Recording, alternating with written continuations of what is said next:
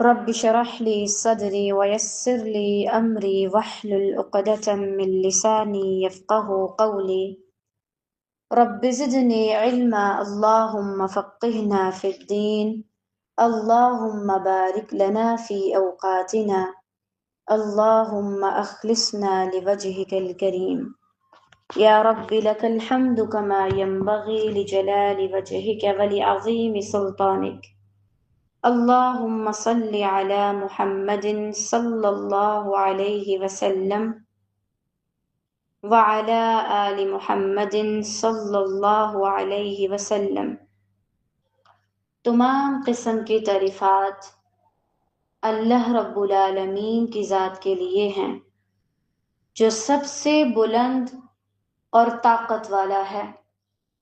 ہر مخلوق اور ہر چیز، ہر حال، ہر وقت اس کے سامنے بے بس ہے اور اسی کا محتاج ہے۔ پاک ہے وہ ذات جو بڑوں بڑوں کو عاجز کر دیتی ہے، تکبر والوں کو ان کی اوقات دکھا دیتی ہے۔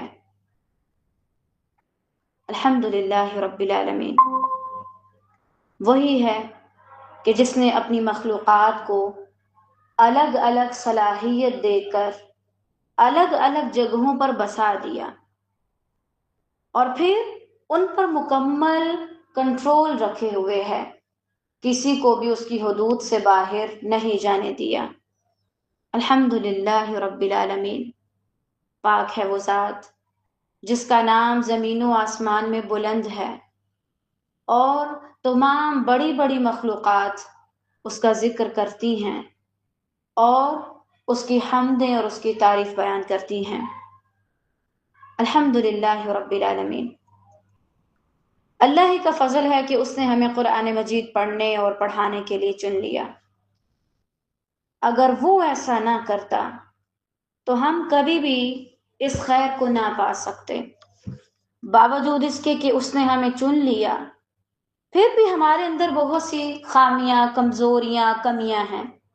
اگر وہ ہمیں نہ چنتا اور ہمارے حالوں پہ چھوڑ دیتا تو نہ جانے ہمارا کیا حال ہوتا۔ الحمدللہ رب العالمین ہم پڑھ رہے تھے پارہ 21 سورۃ الروم۔ پڑھنے سے پہلے اپنی نیت کو خالص کر لیجئے۔ آپ یہاں صرف اللہ عز و جل کے لیے بیٹھے ہیں، نہ کسی بڑائی کے لیے، نہ کسی کو دکھانے کے لیے، نہ کسی ایک کو سنانے کے لیے، بلکہ خود سننے کے لیے اور اللہ کی رضا حاصل کرنے کے لیے۔ ان قریب ہر وہ شخص خسارہ اٹھائے گا جو اللہ کو چھوڑ کر اوروں کو راضی کرنے کے لیے یا دکھانے کے لیے کوئی کام کرے گا۔ مثلا آپ چاہتے ہیں کہ فلاں شخص دیکھے میں کیا کیا کر رہی ہوں، فلاں کچھ عرصے بعد مر جائے گا، تو پھر وہ فلاں آپ کہاں سے لائیں گے کہ جس کو آپ دکھائیں میں اب یہ کر رہی ہوں۔ لہٰذا اپنی نیت کو اللہ کے لیے خالص رکھیں۔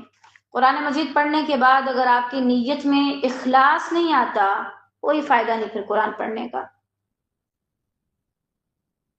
بہرحال کل کی آیات میں ہم نے دیکھا تھا منیب شخص کے بارے میں، متقی کے بارے میں، نمازی کے بارے میں اور اخلاص والے کے بارے میں۔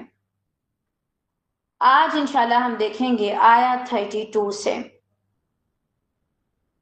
اللہ سبحانہ و تعالی نے یہاں پر پہلے یہ بات کی کہ اللہ کی طرف آ جاؤ، فاقم وجہک للدین حنیفہ، اللہ کی طرف متوجہ ہو جاؤ۔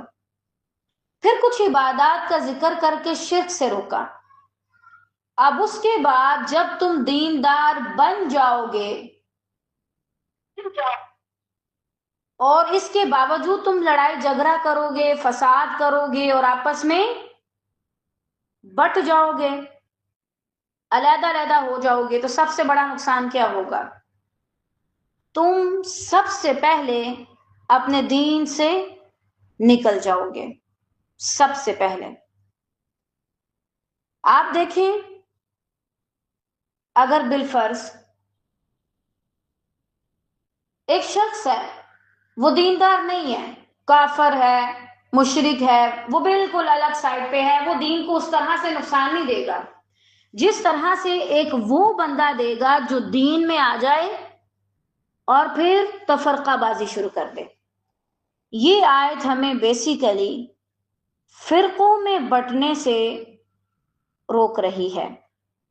اب انشاءاللہ اس میں ہم مزید کچھ باتوں کے بارے میں جانیں گے جو ہم سب کے لیے جاننا ضروری ہیں۔ بسم اللہ الرحمن الرحیم۔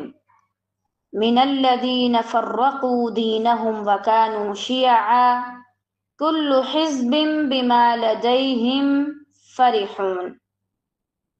ان لوگوں میں سے جنہوں نے اپنے دین کو ٹکڑے ٹکڑے کر دیا۔ فرق مبالغے کا صیغہ ہے، یعنی بہت زیادہ توڑنا، بہت زیادہ فرقوں میں تقسیم کر دینا، اور خود بھی گروہ گروہ ہو گئے، ہر گروہ اس چیز پر جو اس کے پاس ہے مگن ہے، اسی پر خوش ہو کر بیٹھ چکا ہے۔ اب یہاں سے فرقوں سے مراد کیا ہے؟ شیعہ کا یہاں پر مطلب شیعہ نہیں ہے، یہاں پر اس کا مطلب ہے گروہ، فرقہ۔ اولاً تو اس آیت کا مطلب یہ ہے کہ اصل دین کو چھوڑ کر یا اس میں اپنی مرضی کی تبدیلیاں کر کے الگ الگ فرقوں میں مت بٹ جاؤ، جیسے یہودی تھے، نصرانی تھے، مجوسی تھے۔ مسلمانوں میں یہ چیز نہیں ہونی چاہیے۔ پچھلی آیت میں اللہ تعالیٰ نے شرک سے منع کیا، اور اگلی ہی آیت میں اس گناہ سے منع کیا کہ جو اس سے بھی زیادہ نقصان پیدا کرتا ہے معاشرے میں۔ وہ کیا ہے؟ گروہ بندی، فرقہ بندی۔ اس کو آپ کو سمجھنے کی ضرورت ہے دو لحاظ سے۔ اول تو یہ سمجھیں کہ یہاں پر اس کا مطلب اختلاف نہیں ہے، یہاں پر ہے چھوٹی سی بات کی وجہ سے الگ ہو جانا، یعنی اس کا یہ مطلب نہیں ہے کہ کسی کے اندر اختلاف ہوگا ہی نہیں۔ تفرقے والی آیت کو آپ دو لحاظ سے سمجھیں۔ اولاً تو یہ چیز آپ کے اندر اختلاف ہوگا، اولاً یہ چیز، مثلاً یہاں پر بیٹھے ہیں 5 لوگ، ٹھیک ہے؟ اب آپ ان کو ایک آیت سناتے ہیں، ایک شخص کہتا ہے مجھے اس آیت سے یہ سمجھ آئی، دوسرا کہتا ہے مجھے یہ سمجھ آئی، تیسرا کہتا ہے مجھے یہ آئی، یعنی 5 لوگوں کی الگ الگ رائے ہو گئی۔ تو یہ چیز تو بالکل نارمل ہے۔ اب 5 الگ الگ سوچ رکھنے والے، تجربہ رکھنے والے، علم رکھنے والے دماغ ایک جیسا فہم نہیں نکال سکتے۔ اب جیسے یہ والی آیت ہے، آیت 32، اس کی تفسیر وہی ہے جو علماء نے کر دی، اور جس بارے میں یہ آیت نازل کی گئی اس کو ہم اسی زمرے میں لیں گے، 5 شخص، لیکن اس سے اس نے سیکھا کیا، وہ الگ الگ پوائنٹس بتا سکتا ہے۔ اب کوئی انسان کہے چونکہ ان 4 نے مجھ سے الگ بات کی لہٰذا میں یہاں سے چلا اور میں جا کے اپنا الگ سے فرقہ بناؤں گا اور باقیوں کو بتاؤں گا بھائی جو میں آیت کا معنی بتا رہا ہوں وہ صحیح ہے، یہ ہے بے وقوفی دین میں۔ بھائی آپ لوگوں کے بیچ میں بیٹھے ہیں جو الگ الگ علم رکھتے ہیں، الگ الگ اساتذہ سے پڑھا ہے، ان کا ماحول الگ ہے، باتوں میں بھی اختلاف ہوگا، ان کی زبانیں الگ ہیں، تو آپ کو کیا لگتا ہے ان کی باتوں میں اختلاف نہیں ہوگا؟ ہوگا، لیکن یہ اتنا زیادہ نہیں ہوگا کہ دین کا اصل معنی بدل جائے۔ تو پھر اتنی سی بات پہ اتنا بڑا ایشو کیوں بنانا؟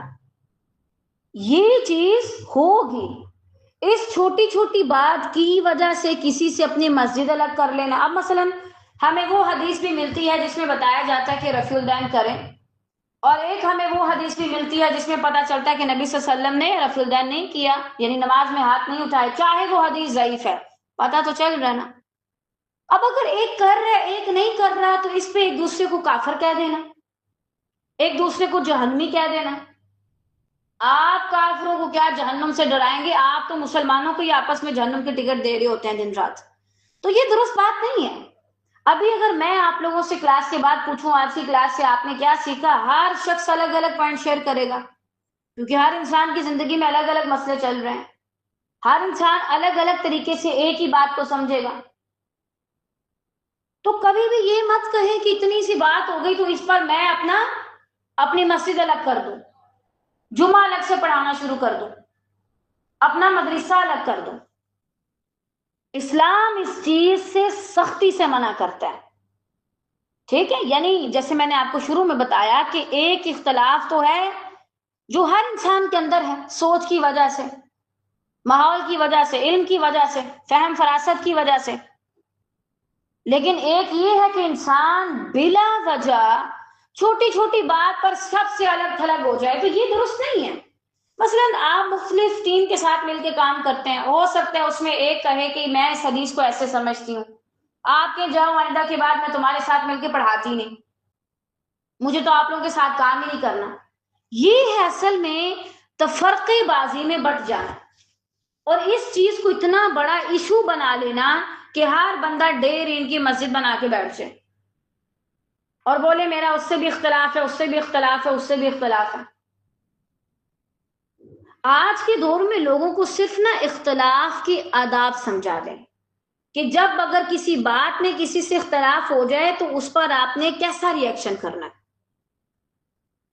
یہ نہیں کہ اس کو کافر کہے کہ منافق کہے کہ تو وہاں سے بھاگ جائیں کہ آئندہ کے بعد تمہارے ساتھ کبھی بھی نہیں رہتی.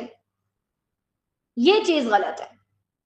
اللہ سبحانہ و تعالیٰ نے ہوا سماکم المسلمین، مسلمانوں کا نام مسلمان رکھا. یہ فرقے تو بہت بعد میں آ کے بنے. کہا جاتا ہے کہ عیسائی ہر بار مسلمانوں سے ہار جاتے، بیت المقدس ان کے ہاتھ نہیں آ رہی تھی، بڑے پریشان ہوتے کہ یہ تو کیا ہے بھائی، تھوڑے سے ہیں اور ہم تو بہت زیادہ ہیں، ہم کیوں ہار جاتے ہیں، یہ کیوں جیت جاتے ہیں. اچھا، ان کی جب تلواریں کسی کام نہ آئی تو انہوں نے مستشرقین، ایک ایسا فرقہ جو ہوتا کافر ہے لیکن وہ مسلمانوں کی علم کے بارے میں، ان کی مقدس کتاب کے بارے میں اتنی ڈیپتھ میں جا کے اسٹڈی کرتا ہے کہ وہاں سے پھر ایسی ایسی باتیں لاتا ہے جس سے لوگوں کے دلوں میں شک و شبہات پھیلا سکے معاذ اللہ. اس کا مقصد یہ ہوتا ہے کہ مسلمانوں کو ان کے درمیان میں انتشار پھیلائے. اب انہوں نے کیا کیا، انہوں نے ایسے اسکالر بھیجے جنہوں نے دین کے بارے میں بہت زیادہ اسٹڈی کی، آپ کی نسلوں نے بھی اتنی نہیں کی ہوگی جتنی انہوں نے کی تھی. اب وہ ایک آ رہا ہے، وہ کہہ رہے دیکھو یہ تمہارے نبی تو یہاں پر کہہ رہے ہیں کہ یہ مسئلہ ایسے ہے، وہاں پہ کہہ رہے ہیں ویسے ہے. اچھا دیکھو، تمہیں نہیں لگتا کہ اتنے عرصے بعد جو ہے وہ احادیث وغیرہ لکھی گئی ہیں تو ضرور ان میں نہ کوئی معاذ اللہ خرابی ہے، یہ سچی نہیں ہے. اب ایک بندے نے جب سنی تو اس نے یہ بے وقوفی کی کہ اسی کو صحیح مان لیا، پھر مانتے مانتے کرتے کرتے اس نے جا کے اسی کی تبلیغ شروع کر دی. اب وہاں سے وہ پورا ایک فرقہ جنم لے گیا. جیسے آج اگر کوئی اپنے ادارے کا ایک نام لے کے کوئی مہم چلاتا ہے، اسلامی جماعت والے ہیں، ادھر ادھر والے ہیں، تو وہ پھر اسی سے آگے پوری ٹیم چلتی جاتی ہے. اگر آپ ٹیم بنا بھی رہے ہیں نا تو اس کا مقصد یہ نہ ہو کہ دوسروں سے تفرقہ بازی کرنا ہے. اس کا مقصد یہ ہونا چاہیے کہ بھائی میں تھوڑا اپنی مرضی سے کام کر لوں ریلیکسیشن والے ماحول میں. یہ مقصد قطعا نہیں ہونا چاہیے کہ مسلمانوں میں جا کے انتشار پھیلاؤں کہ سارے ہماری طرف آ جاؤ، وہ سارے غلط ہیں. یعنی آج کا دور عجیب دور ہے. ہر شخص سمجھ رہا ہے کہ اللہ نے صرف اسے ہدایت دی ہے اور باقی سارے گمراہ ہیں. کیا یہاں پر جتنے لوگ بیٹھے ہیں وہ یہی سارا کچھ نہیں کر رہے؟ بھائی اللہ نے صرف مجھے ہدایت دی ہے، باقی تو سارے کیا ہیں، گمراہ ہیں. باقی تو کسی کو عطا پتہ ہی نہیں ہے، باقی تو کسی کے پاس کوئی علم ہی نہیں ہے، کوئی نالج ہی نہیں ہے. یہ اصل میں گمراہی ہے کہ آپ یہ سمجھیں صرف میں ہدایت پر ہوں، باقی سارے کیا ہیں، گمراہ ہیں معاذ اللہ. تو یہ چیز وہاں سے ابھی تک آتی جا رہی ہے، حتیٰ کہ اب مسلمان چھوٹی سی بات پہ تلوار نکال لیتے ہیں. ان کو اتنی عقل نہیں ہے کہ اگر کسی سے میرا تھوڑا بہت اختلاف ہے تو مجھے کرنا کیا ہے. بڑی بڑی داڑیاں رکھتے ہیں، پردہ کرتے ہیں، اتنا اہتمام کرتے ہیں، لیکن کسی سے بات تک کرنے کی کوئی تمیز نہیں ہے، کرنی آتی نہیں. ممبر رسول صلی اللہ علیہ وسلم پہ بیٹھ کے وہ اسے جہنمی کہہ رہا ہے، وہ اسے جہنمی کہہ رہا ہے. یہ مغرب کی لگائی ہوئی ایسی آگ ہے کہ ابھی تک نہیں بجھی. ہم سب الگ الگ ہو گئے ہیں اور وہ سب اکٹھے ہیں.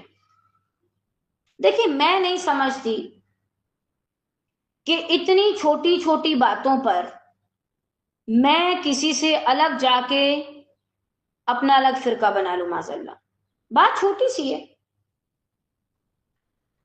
ٹھیک ہے تم ہاتھ اٹھاتے ہو، میں نہیں اٹھاتی. ٹھیک ہے وہ یہ کام کرتا ہے، میں نہیں کرتی. اس میں زبردستی کرنے والا تو کوئی پہلو ہے ہی نہیں. آپ کے پاس آپشن ہے اگر احادیث میں، تو آپ کا جس پہ دل کرتا ہے آپ عمل کریں.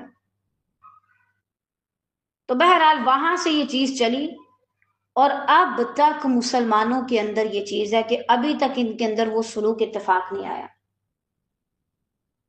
آپ ان سے پوچھیں انہوں نے نمازیں کتنی پڑھی ہیں، اور کب سے انہوں نے سنتیں پڑھی نہیں ہیں، لیکن اختلاف ایسا کریں گے جیسے کتنے بڑے عالم ہوں.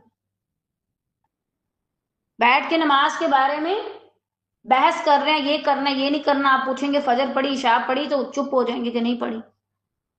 ہر دوسرا بندہ ہے ہمارے ہاں پاکستانی ممالک میں بھی کہ وہ نماز نہیں پڑھتا، یعنی اسلامی ممالک میں نماز نہیں پڑھتا سوائے رمضان کے. یہ کس وجہ سے ہے؟ تفرقے بازی کی وجہ سے. ساتھ میں ہمسائے میں اگر کوئی سنی رہ رہا ہے، وہابی رہ رہا ہے، تو نہ اس کو نصیحت کریں گے، نہ اس کو اچھائی کا حکم دیں گے، نہ اس کے ساتھ کوئی معاملات رکھیں گے. بازار سب کے ایک ہیں. وہاں تو ہم عیسائیوں کو بھی یہودیوں کو بھی آنے کی اجازت دیتے ہیں، لیکن مساجد خاص ہیں. تبھی تو بازاروں میں رش ہوتا ہے، کیونکہ وہ سب کے لیے عام ہے. وہاں جب کوئی جاتا ہے تو یہ نہیں پوچھا جاتا آپ غریب ہیں کہ امیر ہیں، آپ کے پاس پیسے کتنے ہیں، آپ کا فرقہ کون سا ہے. لیکن جب آپ مسجد جاتے ہیں تو ایک ایک بندہ آپ کو نوٹ کر رہا ہوتا ہے. آپ بازار جاتے کوئی آپ کو نوٹ نہیں کرتا آپ نے عبایا پہنا ہے یا آپ نے کچھ بھی نہیں پہنا. مسجد جائیں گے تو ایک ایک بندہ نوٹ کرے گا اس نے ہاتھ کہاں پہ باندھے ہیں، اس کے پونچے کدھر ہیں، یہ کھڑا کیسے ہوا ہے. جن جگہوں پر اتنا زیادہ انسان کو نوٹ کیا جائے وہاں سے وہ بھاگتا ہی ہے، پھر وہاں پر وہ رہنا نہیں چاہتا. پھر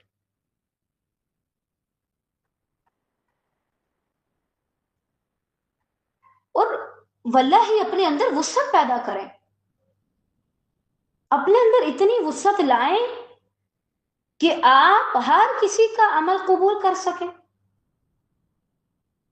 تفرقے بازی کے لحاظ سے اگر آپ لوگوں کو 3 قسم میں تقسیم کریں تو زیادہ آسانی سے ہمیں سمجھ آ جائے گی.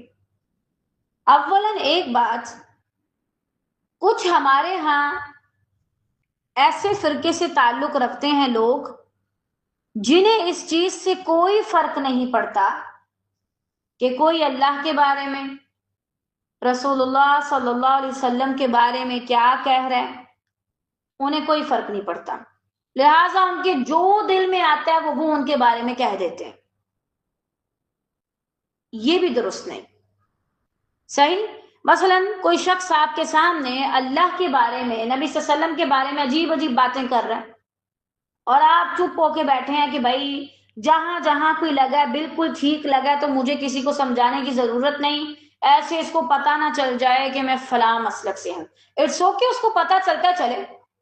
اگر کوئی آپ کے سامنے رفع الدین کرنے والے کو مکھی اڑانے سے تشبیہ دے رہا ہے، استغفر اللہ، وہ کیا کر رہا ہے؟ رسول اللہ صلی اللہ علیہ وسلم کے کیے ہوئے عمل کا مذاق اڑا رہا ہے. وہ عمل جس کے بارے میں 50 سے زیادہ روایات ہیں صحابہ کی، وہ اس کے بارے میں اگر بکواس کر رہا ہے تو پھر منہ توڑ جواب دو ایسے بندے کو. باز نہ آئے تو پھر ہاتھ سے روکو، اٹھا دو ہاتھ. نبی کریم صلی اللہ علیہ وسلم کا کوئی عمل ہو اور اس کے اوپر کوئی یہ جرت کرے مذاق اڑانے کی، اس کا منہ نہ دوسری طرف لگائیں. اس کے اندر اتنی جرت آئی کیسے؟ ایک مسلمان کے سامنے وہ اس کے نبی اور اس کے لیڈر کے بارے میں ایسی باتیں کر کے ہنس رہے. مجھے تو نہیں لگتا کہ اگر کسی کو نبی صلی اللہ علیہ وسلم سے محبت ہے، اللہ تعالیٰ سے محبت ہے یا ڈر ہے، تو وہ کبھی اس طرح کی اسٹوپڈ حرکت کر سکتا ہے. یہ وہی کر سکتا ہے جو یا تو ایمان صحیح سے نہیں لایا ہوتا یا اسے کوئی فرق ہی نہیں پڑتا. یہ فرقہ بالکل غلط ہے۔ اب آپ دیکھیں ان کے اندر ایک اور خرابی بھی ہے، کوئی ان کے سامنے شرک کر رہا، پتہ کیا کہتے ہیں؟ کسی کو نہیں کہنا چاہیے، مت کہیں، کسی کو مت کہیں۔ میں بالکل اس چیز سے ایگری کرتی ہوں کہ آپ چھوٹی سی بات پر کسی سے الگ مت ہوں، لیکن اسے سمجھائیں بھائی، ایک بندہ شرک کر رہے اور آپ یہاں حسن اخلاق لے کے بیٹھے ہیں کہ لوگوں کو کچھ نہیں کہنا چاہیے اور حکمت سے کہنا چاہیے۔ بھائی یہ حکمت اتنی نہیں ہونی چاہیے کہ اگلا بندہ قبر تک پہنچ جائے، وہ جہنم تک پہنچ رہا اور آپ یہاں بیٹھے حسن اخلاق کا مظاہرہ کر رہے ہیں، یہ کیسی بے وقوفی ہے؟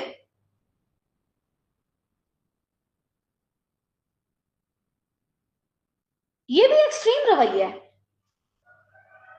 اور یہ بھی کسی لحاظ سے درست نہیں ہے کہ کوئی شخص آپ کے سامنے اللہ کی یا نبی کریم صلی اللہ علیہ وسلم کے کسی بات کی خلاف ورزی کر رہے اور آپ بیٹھے چپ چاپ اپنے اچھے اخلاق ہونے کا مظاہرہ کر رہے ہیں۔ غلط ہے یہ چیز۔ اب اسی طرح اگر میں نے اس کو شرک سے روکا تو یہ مجھے کیا کہے گا؟ اہل الحدیث، وہابی کہے گا۔ اٹس اوکے، جب ہم ہے ہی نہیں وہ تو پھر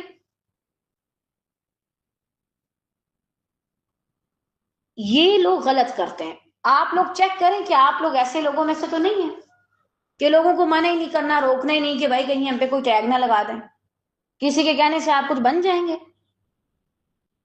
اچھا، دوسرا وہ فرقہ ہے جس نے بڑی زیادہ نا ادم مچایا ہوا ہے، وہ کون سا ہے؟ بالفرض جو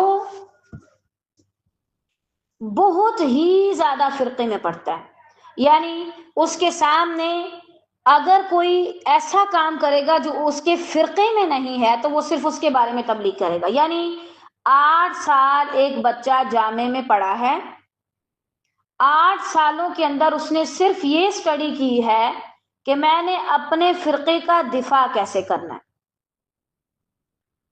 میں نے اپنے فرقے کے بارے میں کیسے لوگوں کو تبلیغ کرنی ہے، کیسے ان کو قائل کرنا ہے، میں نے وابیوں کو کیسے سنی بنانا ہے، سنیوں کو کیسے وابی بنانا ہے۔ بھائی آپ اس چیز کی دلیل اکٹھی کر رہے ہیں جو سارا نبی صلی اللہ علیہ وسلم کے جانے کے بعد بنے، اور حتیٰ کہ صحابہ کرام رضی اللہ تعالیٰ عنہم سے بھی ہمیں کوئی دلیل نہیں ملتی کہ وہ کہتے ہوں کہ بھائی ہم اہل الحدیث تھے یا اہل سنہ تھے والجماعت تھے، پتہ نہیں کیا کیا تھے، مسلمان تھے سمپلی۔ اب اس فرقے نے کیا تباہی مچائی؟ اول تو یہ کہ یہ دین سے محروم ہوا، اس نے اتنا دین لیا جتنا اس کے فرقے کے مطلب کا تھا، باقی سارا کچھ چھوڑ دیا، سارا کچھ چھوڑ دیا۔ یہ بھی غلط ہے۔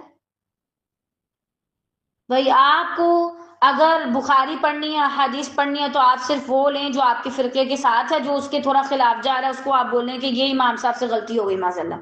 آپ ہی اتنے عقل مند رہ گئے ہیں، اتنے سالوں بعد آ کے آپ پیدا ہوئے اور آپ کو اب سمجھ آیا کہ بھائی فلاں جو ماضی میں ایک نیک شخص تھا، وہ جو کتاب لکھ کے گیا اس کے اندر آپ کے مطلب کی جو باتیں ہیں وہ ساری صحیح ہیں، اور جو آپ کے مطلب کی نہیں ہے وہ اس سے غلطی ہو گئی تھی معاذ اللہ۔ بے وقوفانہ باتیں ہیں آپ کی تو۔ اس فرقے کی وجہ سے اور کیا نقصان ہوتا ہے؟ ایک تو یہ کہ یہ آدھا دین سیکھتا ہے اور آدھا نہیں، دوسرا یہ اپنا وقت ضائع کرتا ہے۔ اللہ رحم کرے، ایک امام تھے، ان کا آخری وقت آیا تو کسی نے ان سے پوچھا آپ کیا محسوس کر رہے ہیں؟ کہتے ہیں مجھے دکھ ہو رہا ہے۔ کہا کیوں؟ کہہ رہے میں پچھتا رہا ہوں، میں نے ساری زندگی صرف اپنے فرقے کی بڑائی کے لیے، اس کی لوگوں کے اندر مشہوری کے لیے کام کیا، کاش کہ میں دین کی سربلندی کے لیے کام کرتا۔ کتنا بڑا پچھتاوا لے کے گئے۔ کہتے ہیں افسوس اب میرے پاس ٹائم نہیں۔ واللہ مت کریں، لوگوں کو اپنے فرقے کا پجاری مت بنائیں کہ بھائی میں اس طرف ہوں تو تم بھی اس طرف آ جاؤ، کیونکہ گارنٹی کسی کے پاس نہیں ہے کہ ان میں سے کون سے نام والا فرقہ جنتی، کون سا جہنمی۔ پتہ ہے طالبات، میں ایک بات سوچتی ہوں، میں نے الگ الگ مسلکوں کے لوگ دیکھے ہیں، واللہ میں نے بعض ایسے لوگ دیکھے ہیں جو الگ الگ فرقے سے تھے لیکن ان کے اندر بڑی خیر ہے، اتنی خیر، اچھا اخلاق، اللہ کی محبت، اللہ کا ڈر، قرآن مجید کا ادب. میں تو بڑا حیران ہوتی ہوں کہ کیسے صرف وہابیوں کو لگتا ہے کہ اللہ انہیں جنت میں ڈالے گا، باقی سب کو جہنم میں، معاذ اللہ. اور وہ بھی جو صحابہ کی بعد میں وہابی بنے ہیں یا اہل سنہ والجماعہ بنے یا حنفی مالکی شافی بنے. بھئی آپ تو اتنے سالوں بعد کی پیداوار ہیں، آپ کو سچ میں لگتا ہے کہ باقی سب معاذ اللہ جہنم میں جائیں گے اور صرف آپ جنت میں جائیں گے؟ اس خوش فہمی سے باہر آئیں بھائی. اسی طرح ایسے شخص اور کیا غلط کام کرتا ہے. ان کی وجہ سے بہت سے غیر مسلم مسلمان نہیں ہوتے. کیوں؟ وہ کہتے ہیں بھائی اچھا مجھے بتاؤ کہ اگر میں مسلمان بنوں تو کون سا بنوں؟ وہابیوں میں جاؤں، شیعوں میں جاؤں، سنیوں میں جاؤں، کس میں جاؤں؟ یعنی مجھے یہ سمجھ نہیں آ رہا کہ میں اسلام تو لے آیا ہوں، اب اسلام لانے کے بعد میں کس فرقے میں جاؤں، کس کو فالو کروں؟ بھائی چھوٹی چھوٹی سی بات ہے اور اس کی وجہ سے آپ نے اپنا پورا فرقہ بدلا لیا اور آپ بالکل سب سے الگ تھلگ ہو کے رہ رہے ہیں. یہ چیز نبی کریم صلی اللہ علیہ وسلم نے فرمایا تھا دین کو مونڈ دینے والی ہے، ختم کر دینے والی ہے، حتیٰ کہ کچھ نہیں بچتا پیچھے. انسان کو لگ رہا ہوتا ہے بھائی بڑا دیندار ہوں، لیکن اصل میں آپ دین کا خاتمہ کر رہے ہیں اپنے ایسے رویے کے ساتھ. مت کریں ایسا. اگر بائیں والا بالفرض ہونا بھی چاہتا ہے نا مسلمان، آپ کہتے ہیں ٹھیک ہے مسلمان ہو جو، کلمہ پڑھو، اب وہ بیچارہ کہے گا میں تو پھنس گیا ہوں، وہ کہے گا میں تو دنیا میں جہنم محسوس کر رہا ہوں کہ بھائی کوئی مجھے کسی طرف لے کے جانا چاہتا ہے، کوئی کسی طرف لے کے جانا چاہتا ہے. تو یہ والا جو فرقہ ہے اس میں بھی مت بنے، نہ اس میں کہ جو اللہ اور اس کے رسول صلی اللہ علیہ وسلم کی مخالفت دیکھ کے صرف اس لیے چپ رہتا ہے کہ بھائی مجھے کوئی خاص فرقے سے میرا لنک نہ کروا دے، اس سے نہ جوڑ دے. اور دوسرا ایسے شخص بھی مت بنے کہ جو صرف فرقہ فرقہ کرتا رہتا ہے، کیونکہ یہ نہ خود پورا علم حاصل کرتے ہیں، نہ اوروں کو سیکھنے دیتے ہیں، اور پھر مسلمانوں کو اور لوگوں کو بھی اس کمیونٹی میں شامل نہیں ہونے دیتے. اچھا جو تیسرا فرقہ ہے وہ بڑا عجیب ہے. کس لحاظ سے؟ وہ یہ بحث کرتا ہے اکثر کہ بھائی ضروری ہے کہ آپ کسی نہ کسی کے فالوور ہوں. مثلا امام حنیفہ کے، ابو حنیفہ کے، امام شافی کے، امام مالک کے، امام احمد بن حنبل کے، اور ان کو اس بات میں بڑا فخر بھی ہوتا ہے کہ بھائی اتنے % لوگ جو ہیں وہ شافعی ہیں، مالکی ہیں، حنفی ہیں، وہابی ہیں، اور پتہ نہیں کیا کیا ہیں. جتنا الحمدللہ دین کو میں نے سمجھا ہے، تھوڑا بہت سمجھا ہے، لیکن جتنی مجھے سمجھ آئی ہے وہ یہ ہے کہ ضروری نہیں آپ کہیں کہ میں اس شخص کے پیچھے جا رہی ہوں. بھائی وہ ہوتا کون ہے جس کے پیچھے میں جاؤں؟ مجھے بتائیں. واللہ امام ابو حنیفہ نے بہت بڑا کام کیا ہے، اللہ تعالیٰ ان پہ کروڑوں رحمتیں نازل کرے، لیکن میں نے تو کہیں نہیں پڑھا کہ امام ابو حنیفہ کے پیچھے چل پڑو اور خود کو حنفی کہنا شروع کر دو. وہ کس کے فالوور تھے؟ کیا وہ نبی تھے؟ کیا تھے؟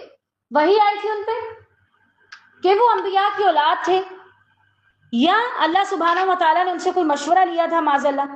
ہیں کون وہ کہ جو آپ ان کے پیچھے اندھے بہرے لنگڑے ہو کے بھاگ رہے ہیں؟ کیوں چل رہے ہیں ان کے پیچھے؟ بہت سے لوگ ہیں جنہوں نے اس دین کے لیے بہت زیادہ کام کیا، بہت سے لوگ ہیں جنہوں نے بڑی بڑی کتابیں لکھی، جنہوں نے گروہ در گروہ مسلمانوں پہ کام کیا، اور حتیٰ کہ اللہ رحم کرے اتنے زیادہ لوگ ہوتے تھے کہ ایک شخص، ایک ٹیچر جب بیٹھتا تو ہزاروں سٹوڈنٹس کے بعد ایک اور ٹیچر بیٹھتا، پھر اس کے بعد ایک اور آدمی بیٹھتا، یعنی پہلے والے ٹیچر پڑھتے، اب دوسرے والا الفاظ دہراتا، پھر تیسرے والا، تاکہ اینڈ تک سب کو آواز جائے. اتنا بڑا مجمع ہوتا. تو اب کیا بندہ کہ بس ہم نے ان کی بیعت کر لی اور ہم انہیں کو مانیں گے؟ مجھے ڈر لگتا ہے، واللہ مجھے ڈر لگتا ہے کہ کہیں ایسا نہ ہو کہ میں اللہ اور اس کے رسول صلی اللہ علیہ وسلم کے علاوہ اپنے آپ کی نسبت کسی اور کی طرف کروں تو مجھے اسی کے ساتھ کھڑا کیا جائے. صحابہ رضی اللہ تعالیٰ عنہم، امہات المؤمنین، صحابیات، سب نبی صلی اللہ علیہ وسلم کے ساتھ ہیں اور میں کھڑی ہوں فلاں امام کے پیچھے. جس نے بھی آپ کو بتایا ہے اس نے آپ کو الو بنایا، اچھا خاصا دن دہاڑے نقصان کیا اس نے آپ کا. کوئی ضروری نہیں ہے کہ آپ کسی فرقے سے بلانگ کرتے ہوں تو یہ آپ کامیاب ہیں۔ پھر کس چیز کو مانے انسان؟ الجھ جاتا ہے نا ذہن، کبھی ادھر جانا کبھی ادھر جانا۔ ایک وقت تھا میں بھی بہت الجھ جاتی تھی، یعنی سمجھ نہیں آتا تھا اچھا یہ بندہ بھی بات ایسے کر رہا ہے کہ بالکل صحیح ہے، اب یہ بندہ کہہ رہا ہے نہیں ہمارا جو فرقہ ہے وہ جنتی ہے۔ الحمدللہ جب اللہ نے مجھے یہ سمجھ دی کہ وحی کسی پر نہیں آئی، اور جس پر وحی نہیں آتی وہ غلطی کر سکتا ہے، تو میرا دل اللہ نے مطمئن کر دیا الحمدللہ۔ جو غلطی کر سکتا ہے وہ اس قابل نہیں کہ اس کے پیچھے چلا جائے، اس کو فالو کیا جائے، ورنہ اگر وہ اتنا ہی اچھا ہوتا تو اس کا کوئی کلمہ ہوتا اور اللہ تعالیٰ اسے نبی بنا دیتا معاذ اللہ۔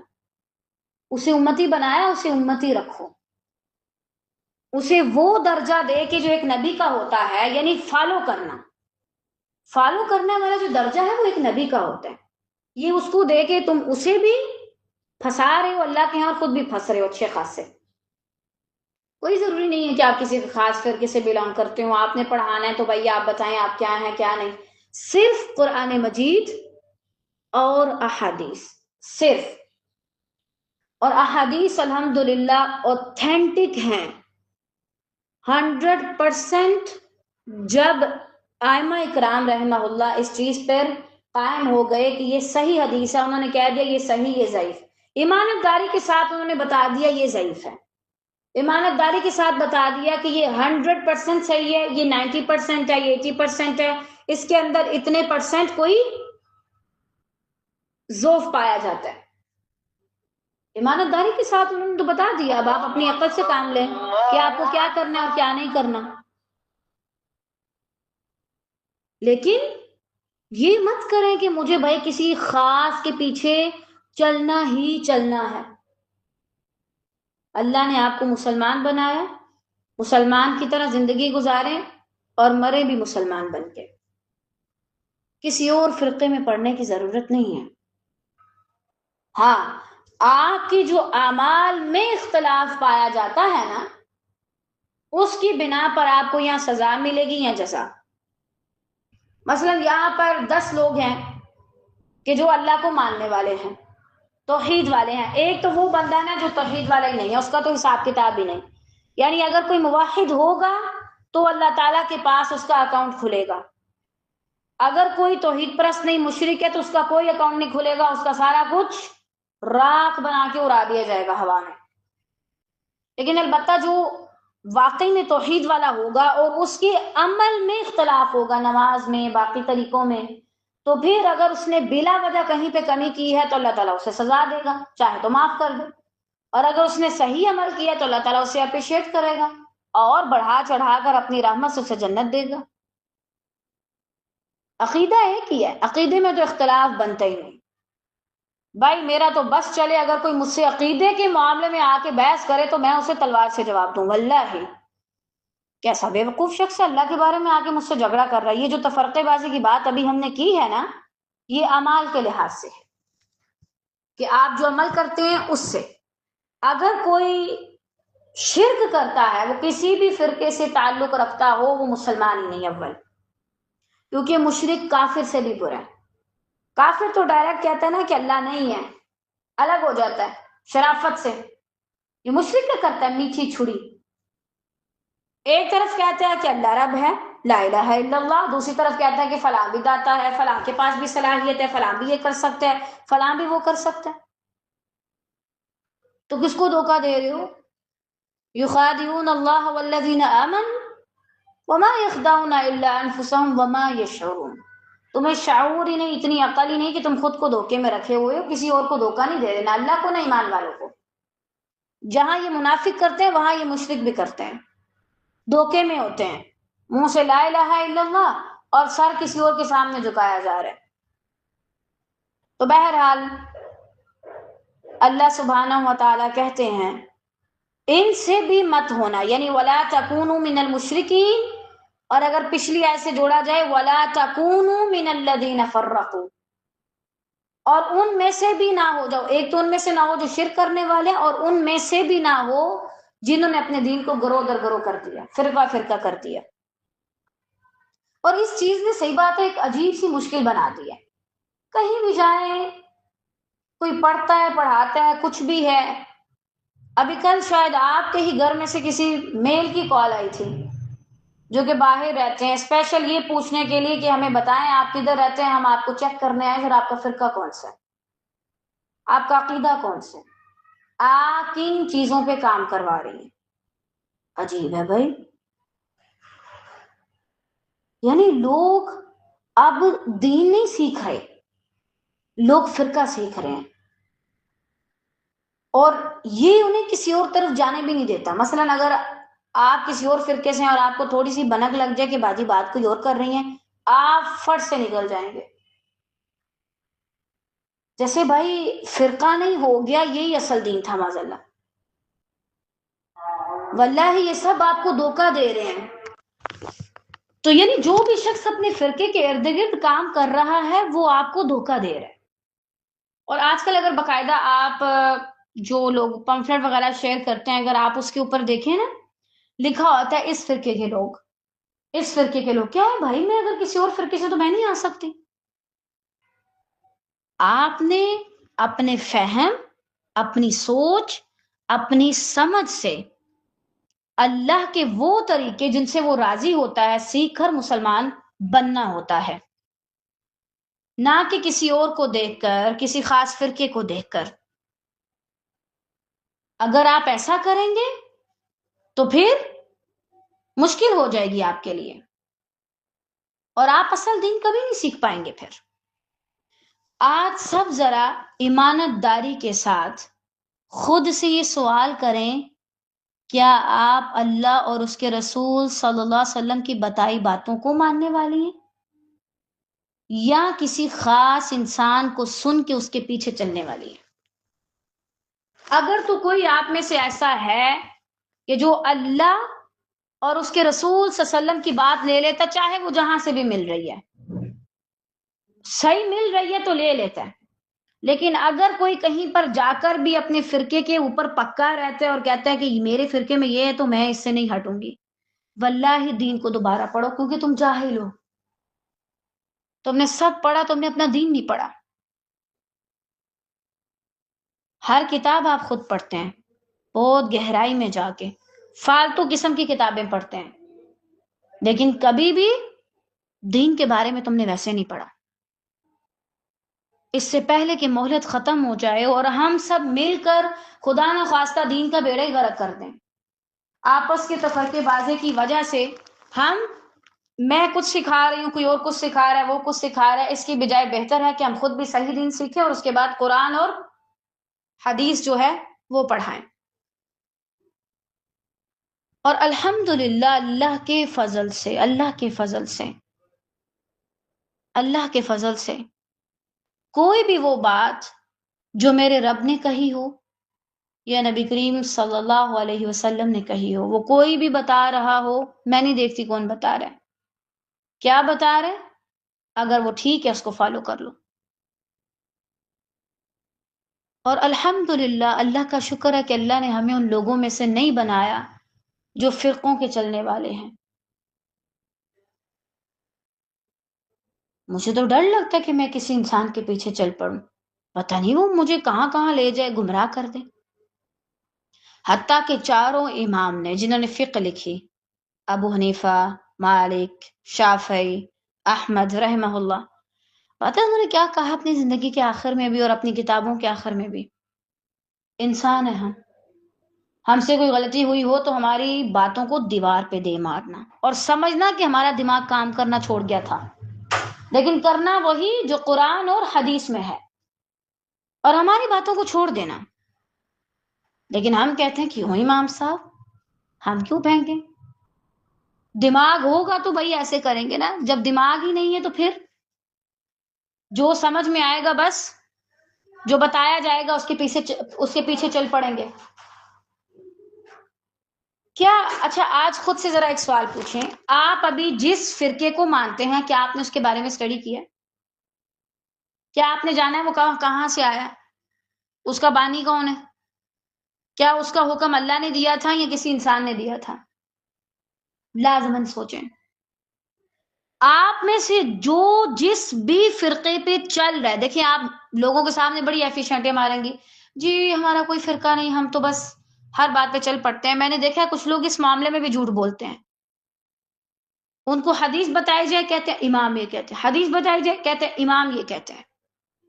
میرا بس نہیں چلتا کہ ایسے شخص پہ میرا ہاتھ اٹھ جائے. میں کہہ رہی ہوں رسول اللہ صلی اللہ علیہ وسلم یہ کہہ رہے ہیں، وہ کہہ رہے ہیں میرے امام یہ کہہ رہے ہیں. کون ہے تمہارے امام؟ عزت سب کی کرو لیکن حد میں رہ کے. اطاعت کرنی ہے، اتباع کرنی ہے تو صرف رسول اللہ صلی اللہ علیہ وسلم کی. اور ہر اس شخص سے ہمارا اختلاف ہے جو اللہ اور اس کے رسول صلی اللہ علیہ وسلم کے علاوہ کسی اور کی بات ماننے کی کہتا ہے، حکم دیتا ہے یا خود ایسا کرتا ہے. واللہ ہم اس سے بیزار ہیں، ہمارا اس سے کوئی تعلق نہیں. نہ ہمیں دنیا میں اس کا منہ دیکھنا ہے نہ آخرت میں. انتہائی گرا ہوا شخص ہے، اپنے رسول کو چھوڑ کر ایک معمولی سے انسان کے پیچھے چل پڑا. رسول کی بات پر کہہ رہے فلاں نے یہ کہا. آج سب ذرا اس چیز میں اپنا اپنا محاسبہ کریں اور اس کے بعد خدا را صحیح علم حاصل کریں تاکہ آپ کی آنے والی نسلیں صرف مسلمان ہوں، نہ کہ وابی، شیعہ، سنی، بریلوی، دیوبندی. ٹھیک ہے، مسلمان ہوں. اور اگر آپ کو لگتا ہے کہ آپ نے اگلی نسلوں کو بھی تفرقہ بازی میں ڈالنا ہے تو شادی مت کریں پلیز. اب اس کے بعد اللہ تعالیٰ نے آگے ایک اور بات کہی جو اگر آپ اس پہ غور و فکر کرتے ہیں تو آپ حیران ہو جاتے ہیں. کیا کل حزب بما لدیہم فرحون، ہر گروہ اس چیز پر جو اس کے پاس ہے اس میں مگن ہے، خوش ہے. یعنی ہر فرقہ اور گروہ سمجھتا ہے کہ وہ حق پر ہے، دوسرا باطل. اور جو سہارے انہوں نے تلاش کر رکھے ہیں جن کو وہ دلائل سے تعبیر کرتے ہیں ان پر خوش ہیں اور مطمئن ہیں. یعنی اس میں سب سے پہلی چیز توحید اور شرک.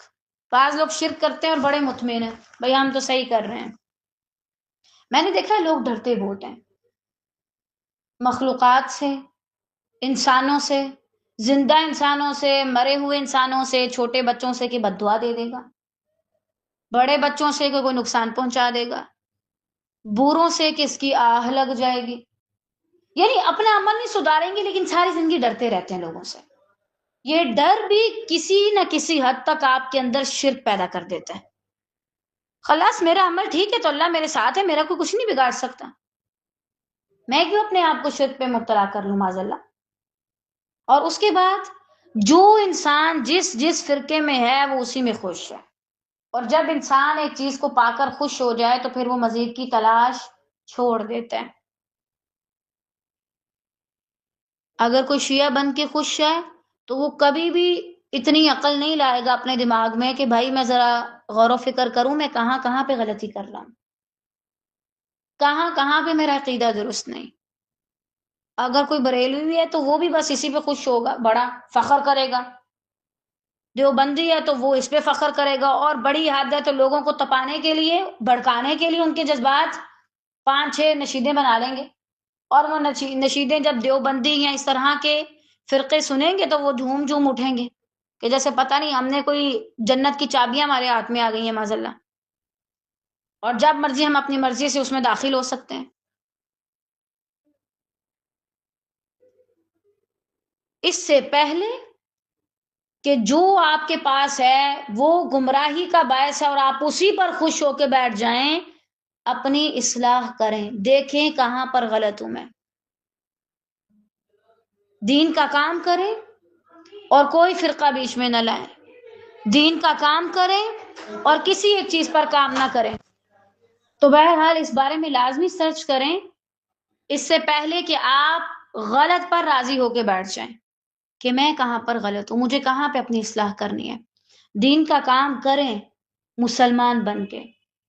دین کا کام وہابی، بریلوی، دیوبندی، سنی بن کے مت کریں. دین کا کام صرف مومن اور مسلمان بن کے کریں، اللہ کے بندے. اس کے علاوہ اپنے آپ کو کوئی اور ٹائٹل، کوئی اور نام دینے کی ضرورت نہیں ہے. اور اگر کبھی زندگی میں آپ الگ ٹیم بنا بھی رہے ہیں تو اس کا مقصد یہ مت ہو کہ بھائی اور لوگ سارے غلط ہیں اور بس میں ٹھیک ہوں. نہیں، بس آپ کو اپنے دائرے میں رہ کے اپنی صلاحیت کے مطابق کام کرنا ہے. کوئی تجوید پڑھا سکتا ہے اچھی، کوئی تفسیر پڑھا سکتا ہے، کوئی کام اچھا کر سکتا ہے، کوئی حدیث پڑھا سکتا ہے، اور کسی کو اللہ تعالیٰ نے ساری صلاحیتیں دی ہوتی ہیں الحمدللہ.